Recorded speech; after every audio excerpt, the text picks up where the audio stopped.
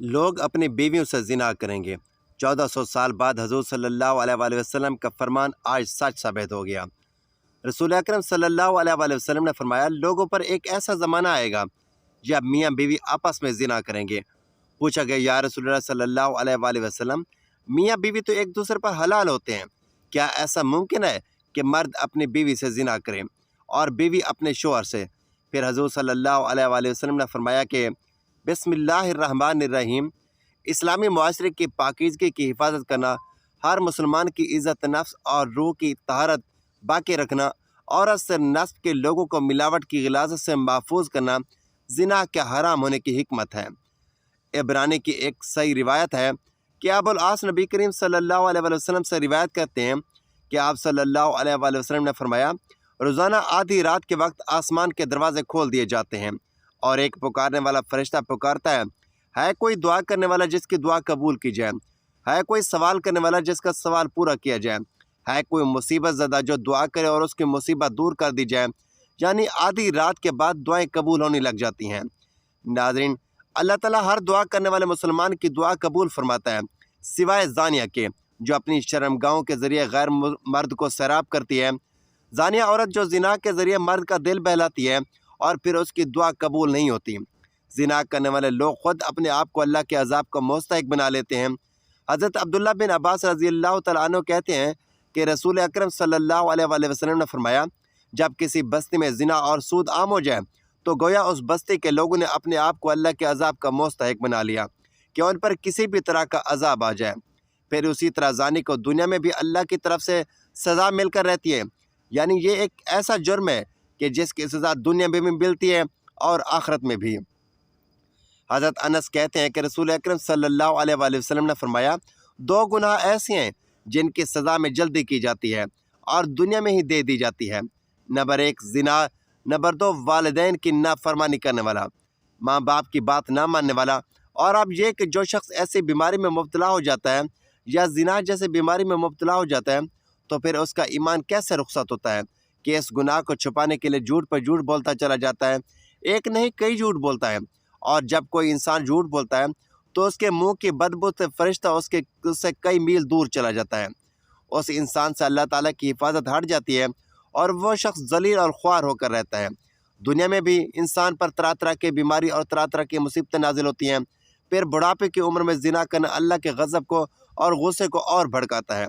پھر اسی طرح جس بستی میں زنا عام ہو جائے وہاں موتیں بہت ہونے لگتی ہیں، موت کی کثرت ہو جاتی ہے، قتل کی کثرت ہو جاتی ہے۔ پھر اسی طرح کسی بھی غیر حاضر شخص کی بیوی سے زنا کرنے والے شخص پر اللہ تعالیٰ قیامت کے روز ایک سام مسلط کر دیں گے۔ مذہبی کتب میں قیامت کے آنے سے پہلے بہت ساری علامات کا ذکر کیا گیا ہے۔ قیامت کی علامات میں سے سب سے پہلی علامت حضرت محمد رسول اللہ صلی اللہ علیہ وآلہ وسلم کی آمد اور وفات ہے۔ پچھلے آسمانی کتابوں میں آپ صلی اللہ علیہ وآلہ وسلم کا لقب نبی الساعہ لکھا ہے، جس کا معنی ہے قیامت کا نبی، یعنی حضور صلی اللہ علیہ وآلہ وسلم وہ آخری نبی ہوں گے کہ جن کی امت پر قیامت قائم ہوگی۔ قیامت آنے سے قبل حضور صلی اللہ علیہ وآلہ وسلم نے فرمایا کہ اولاد نافرمان ہو جائے گی، بیٹے تک ماں کی نافرمانی کرنے لگے گی، دوست کو اپنا اور باپ کو پرایا سمجھا جانے لگے گا، علم اٹھ جائے گا اور جہالت عام ہو جائے گی، دین کا علم لوگ دنیا کمانے کے لیے حاصل کرنے لگیں گے، نااہل لوگ امیر اور حاکم بن جائیں گے اور ہر قسم کے معاملات عہدے نامناسب اور نااہلوں کے سپرد ہو جائیں گے۔ جو جس کام کا اہل اور لائق نہ ہوگا وہ کام اس کے سپرد ہو جائے گا۔ لوگ ظالم اور برے لوگوں کی تعظیم اس وجہ سے کرنے لگیں گے کہ یہ ہمیں تکلیف نہ پہنچائیں گے۔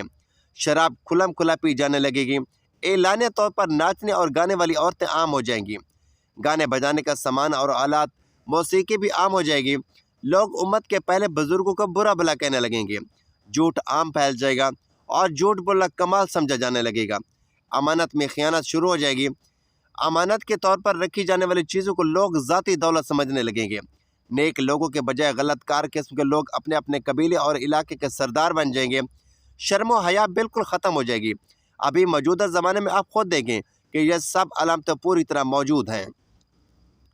حضور صلی اللہ علیہ وآلہ وسلم نے فرمایا، قیامت آنے سے پہلے ظلم و ستم عام ہو جائے گا، ایمان سمٹ کر مدینہ منورہ کی طرف چلا جائے گا، جیسے سانپ سکڑ کر اپنے بل کی طرف چلا جاتا ہے۔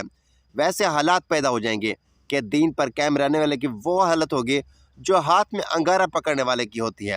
زکوٰۃ کو لوگ تاوان سمجھنے لگیں گے، مال غنیمت کو اپنا واز سمجھا جانے لگے گا، ماں کی نافرمانی اور بیوی کی فرما برداری شروع ہو جائے گی، عورتیں زیادہ اور مرد کم ہو جائیں گے، یہاں تک کہ ایک مرد 50 عورتوں کا نگران ہوگا۔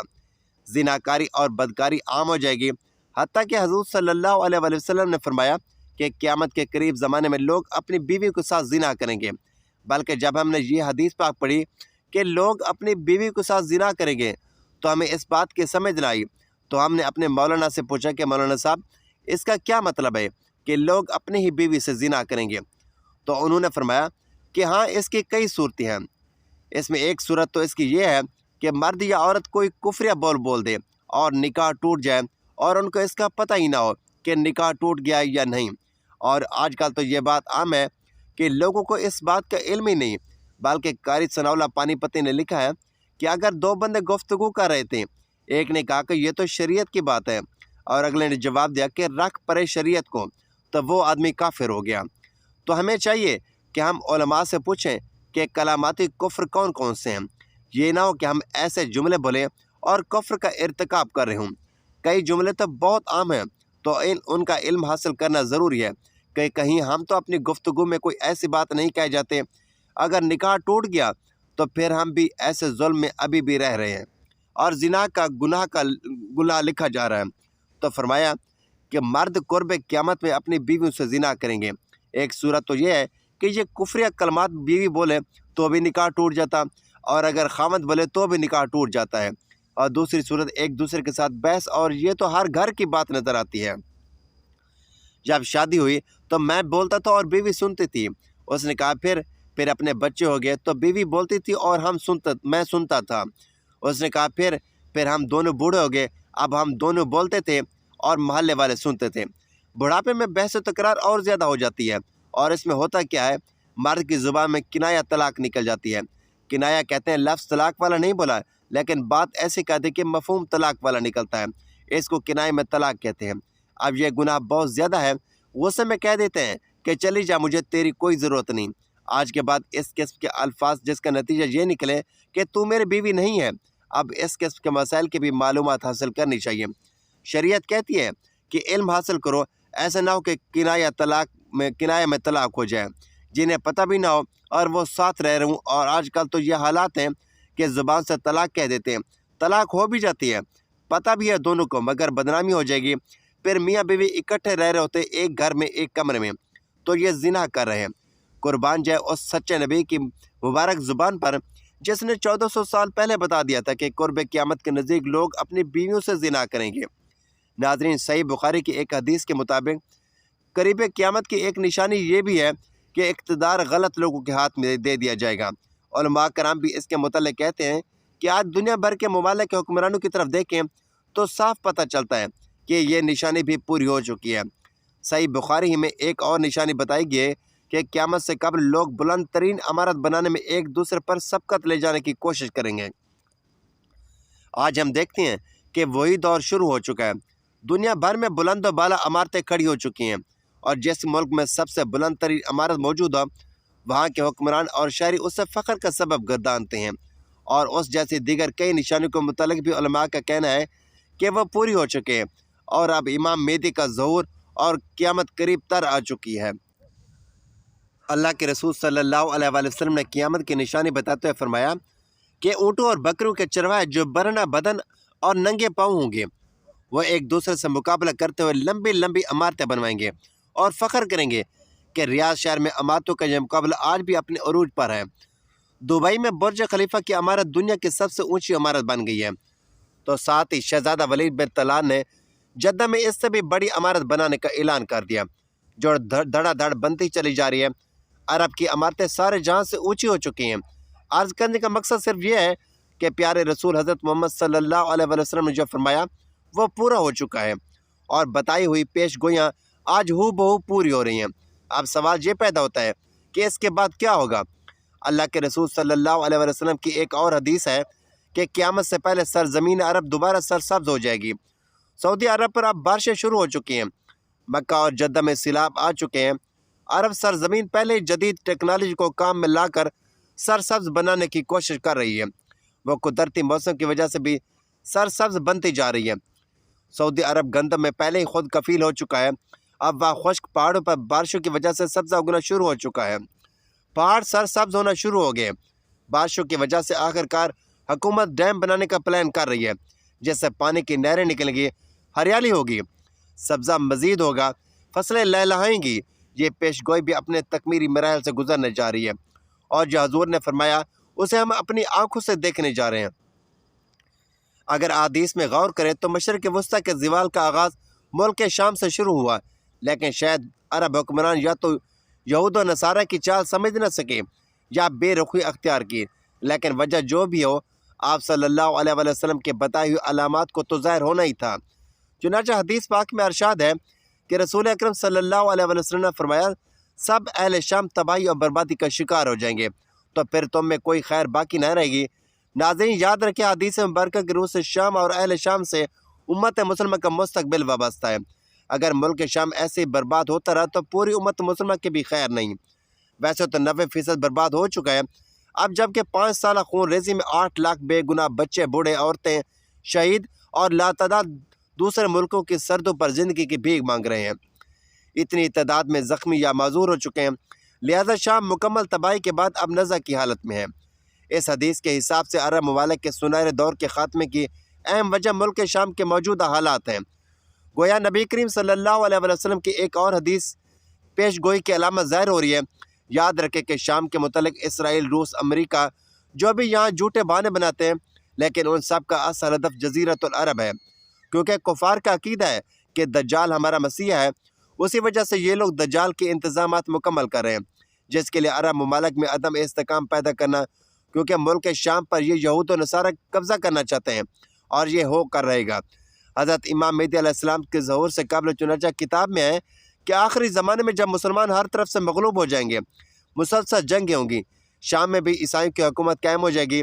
اسی قیامت سے متعلق بھی معلومات ہمیں ملتی ہیں کہ قیامت سے پہلے حضور صلی اللہ علیہ وسلم کی امت میں سے 30 بڑے کذاب اور دجال آئیں گے، ہر ایک نبوت کا دعویٰ کرے گا، حالانکہ حضور اکرم صلی اللہ علیہ وسلم آخری نبی ہے، آپ کے بعد کوئی نبی نہیں آئے گا۔ قیامت کی نشانی میں سے ایک نشانی یہ بھی ہے کہ ممکن ہو عراق میں سونے کے پہاڑ اور سونے کے خزانے سے مراد عراق کا تیل ہو۔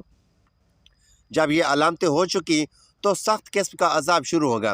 اس میں سرخ آندھی آئے گی، آسمان سے پتھر برسیں گے، کچھ لوگ زمین میں دھنسا دیے جائیں گے، لوگوں کی شکلیں مسخ ہو جائیں گی، پھر ایسی کئی نشانیں ظاہر ہوں گی جیسے ہار کا دھاگا ٹوٹنے پر مسلسل دانے گرنے لگتے ہیں۔ زمانہ وقت کے گھوڑے پر کو پار لگائے اور جس تیزی سے گزر رہا ہے، اس تیزی سے ہم نبی کریم صلی اللہ علیہ وسلم کی احادیث کی روشنی میں بتدریج قرب قیامت کی آمد کی طرف بڑھ رہے ہیں۔ کئی نشانیاں پوری ہو کر قیامت کے قریب ہونے کو واضح کر چکی ہیں، اور اب کچھ ہی علامات باقی ہیں۔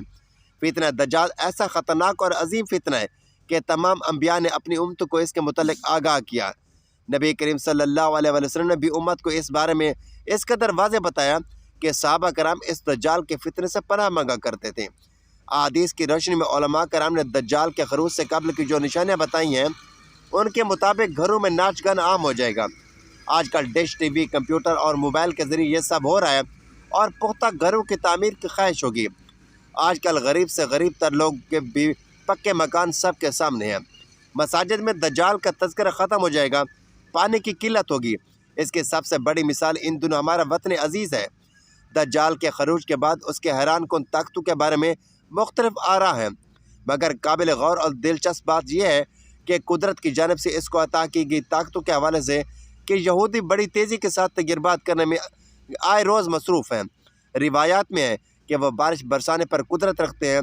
مصنوعی بارش برسانے کا تجربہ کیا جا چکا ہے۔ بتایا جاتا ہے کہ وہ زمین کو تاہو بالا کرنے کی قدرت رکھتا ہوگا۔ الاسکا میں لگائے گئے پروگرام ہارپ کو کون نہیں جانتا، جس کے تحت دنیا میں کہیں بھی مصنوعی طور پر زلزلے، سیلاب اور سونامی لائے جا سکتے ہیں۔ قیامت کی نشانی کے مطابق دجال کو حضرت عیسیٰ فلسطین کے علاقے میں قتل کریں گے۔ یہودی اس مقام پر اپنے مسیح کو فرار کروانے کے لیے ایئرپورٹ تیار کر چکے ہیں۔ دنیا کا انتہائی تیز رفتار طیارہ موجود ہے جس پر KFIR یعنی کافر درج ہے۔ واضح ہے دجال کے ماتھے پر بھی کافر تحریر ہوگا۔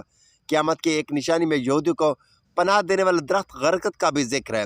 آخری جنگ میں جب یہودی مسلمانوں سے چھپنے کے لیے پتھروں درختوں کی اوٹ لیں گے تو سوائے غرقت کے تمام چیزیں مسلمانوں کو اپنے پیچھے یہودیوں کی موجودگی کا پتہ دیں گی۔ اور معروف ملکی اور غیر ملکی ویب سائٹ کے مطابق یہودی غرقت کے باغات تیزی سے لگا رہے ہیں۔ آخری زمانے میں جب مسلمان ہر طرف سے مغلوب ہو جائیں گے اور اس جگہ تک ان کی حکومت قائم ہو جائے گی، بچے کچے مسلمان مدینہ منورہ پہنچ جائیں گے۔ اس وقت حضرت امام مہدی مدینہ منورہ میں ہوں گے۔ دوسری طرف دریائے تبرہ بھی تیزی سے خشک ہو رہا ہے، جو کہ حضرت مہدی کے ظہور سے قبل خشک ہوگا۔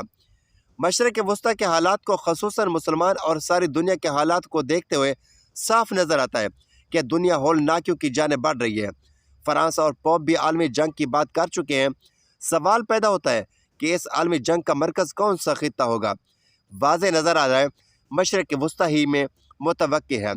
یہاں بھی ہندوستان اور پاکستان کی بڑھتی رنجشیں اور کشمکش میں سے لگتا ہے کہ حالات غزوہ ہند کی طرف رخ کر رہے ہیں، کیونکہ حضرت ابو ہریرہ رضی اللہ تعالیٰ عنہ سے روایت ہے کہ رسول اکرم صلی اللہ علیہ وسلم نے ارشاد فرمایا، میری قوم کا ایک لشکر وقت آخر کے نزدیک ہند پر چڑھائی کرے گا اور اللہ اس لشکر کو فتح نصیب کرے گا، یہاں تک کہ وہ ہند کے حکمرانوں کو بیڑیوں میں جکڑ کر لائیں گے۔ اللہ اس لشکر کے تمام گناہ معاف کر دے گا۔ پھر وہ لشکر واپسی کا رخ کرے گا اور شام میں موجود عیسیٰ ابن مریم علیہ السلام کے ساتھ جا کر مل جائے گا۔ حضرت ابو ہریرہ رضی اللہ تعالیٰ عنہ نے فرمایا کہ اگر میں اس وقت تک زندہ رہا تو میں اپنا سب کچھ بیچ کر اس لشکر کا حصہ بنوں گا، اور پھر جب اللہ ہمیں فتح نصیب کرے گا تو میں یعنی حضرت ابو ہریرہ رضی اللہ تعالیٰ عنہ جہنم کی آگ سے آزاد کہلاؤں گا۔ پھر جب میں شام پہنچوں گا تو عیسیٰ ابن مریم علیہ السلام کی تلاش کر کے انہیں بتاؤں گا کہ میں محمد صلی اللہ علیہ وآلہ وسلم کا ساتھی ہوں۔ رسول پاک صلی اللہ علیہ وآلہ وسلم نے تبسم فرماتے ہوئے ارشاد فرمایا، بہت مشکل آنے والے ادوار بڑے پرفتنہ نظر آتے ہیں، اور اس کے متعلق بھی نبی کریم صلی اللہ علیہ وآلہ وسلم نے فرمایا تھا کہ میری امت پر ایک ایسا دور آئے گا جس میں فتنے اتنی تیزی سے آئیں گے کہ جیسے دھاگا ٹوٹ جانے سے تسبیح کے دانے تیزی سے زمین کی طرف آتے ہیں۔ لہٰذا اپنی نسلوں کی ابھی سے تربیت اور ایمان کی فکر فرمائیے۔ موبائل کا بے جا استعمال نہ کریں، رات کو دیر تک نہ جگیں، فیشن اور یہودی انداز اپنانے سے، نمازوں کا ترک کرنے سے رک جائیں، ورنہ آزمائش کا مقابلہ دشوار ہوگا۔ رسول کریم صلی اللہ علیہ وسلم کے فرامین کی روشنی میں قطعی قیامت قائم ہونے میں تقریباً 250 صدیاں باقی ہیں۔ البتہ دور قیامت کا آغاز ہو چکا ہے۔ تمام دور فتنہ و فساد سے معمور ہے۔ جنگ و جدل اور مختلف طاقتوں کے مابین کھینچا تانی کا تسلسل رہے گا۔ حق و باطل کے اس مارکہ آرائی میں خون انسانی عرضہ ہوگا۔ نبی برحق صلی اللہ علیہ وسلم نے سب کچھ افشاں کر دیا، 1400 سال پہلے باخبر کر دیا۔ بس ہم مسلمانوں نے اگر ہوش کے ناخن نہ لیے، دیگر مذاہب کے ماننے والے تو سب تیاری کی حالت میں ہیں۔ یہودی دجال کا انتظار کر رہے ہیں، مسیحی اپنی طرف سے تیار ہیں۔ جناب عیسیٰ علیہ السلام کے پھر سے ظہور ہوگا، عصر کا وقت ہوگا۔ دمشق کی مسجد انواع میں لوگ نماز کی تیاری میں مصروف ہوں گے، اور وہ مسجد کے مینار سے ہوتے ہوئے یوں صحن میں اتریں گے کہ 2 فرشتوں کے کاندھوں پر ہاتھ لگائے ہوئے ہوں گے۔ تازہ کیے ہوئے وضو پانی قطروں کی شکل میں ان کے بازو سے ٹپکے گا۔ امام مہدی علیہ السلام کی امامت میں وہ نماز ادا کریں گے۔ ان کے تدبیر میں بہت سے مسیحی لوگ مسلمانوں کے ساتھ ملیں گے۔ یہاں تک تو حضور صلی اللہ علیہ وسلم کے فرمائے ہوئے فرمودات پر مسلمانوں کو ایمان ہے۔ مگر ناظرین ذرا دم لیجئے، اللہ کے آخری نبی صلی اللہ علیہ وسلم نے تو یہ بھی فرمایا تھا کہ میرا وہ بیٹا مہدی جس کی امامت میں جناب عیسیٰ علیہ السلام جیسے بلند مرتبہ نماز ادا کرنے پر فخر کریں گے، اسی مہدی کے ظہور پر سب سے پہلے خود مسلمانوں ہی کا ایک لشکر مخاصمت میں چڑھ دوڑے گا۔ وہ اللہ کے حکم سے زمین بوس ہو جائے گا، مگر کلیجہ کٹ جاتا ہے یہ سن کر، کیا مسلمانوں کو کبھی عقل سلیم بھی عطا ہوگی کہ نہیں، یا ہم آل رسول سے دشمنی کرتے رہیں گے؟ جن یہودیوں سے عداوت ہے، وہ تو اپنے ہاں کا سب سے اعلیٰ مذہبی مقام اپنے نبی جناب ہارون علیہ السلام کی آل کے لیے یہ مختص رکھتے ہیں، کسی اور کو وہ اس منصب پر فیض ہی نہیں ہونے دیتے۔ تو پھر ہم مسلمانوں کو یہ شعور کیوں حاصل نہیں، جبکہ ہمارے نبی صلی اللہ علیہ وسلم کی آل پاک کو سرفرازیاں تو خود اللہ رب العزت نے عطا فرمائی ہیں۔ بد نصیبی کہ ہم اپنے رسول کریم صلی اللہ علیہ وسلم کے فرامین سے روگردانی کے مرتکب تو ہوتے ہی ہیں، اللہ رب العزت کے احکامات اور حکمتوں کے بھی عملاً انکاری ہیں۔ آپ کون ہمیں سمجھائے کہ فرامین نبی اور احکامات الہی کی صریح خلاف ورزی آخر ہمیں کہیں کا نہ چھوڑے گی۔ سمجھنے کا وقت اب ہے کہ بعد ازاں پچھتاوے کی فرصت نہ ہوگی۔ اللہ تعالیٰ سے ہماری دعا ہے کہ اللہ تعالیٰ ہمیں ہر فتنے کے دور میں ایمان پر قائم رہنے کی توفیق عطا فرمائے اور ہمارا خاتمہ ایمان پر فرمائے، آمین یا رب العالمین۔ ناظرین، کومنٹ باکس میں اللہ تعالیٰ کے 99 ناموں میں سے ایک نام ضرور ٹائپ کریں۔ اگلی ویڈیو تک کے لیے اجازت دیجیے، اللہ حافظ۔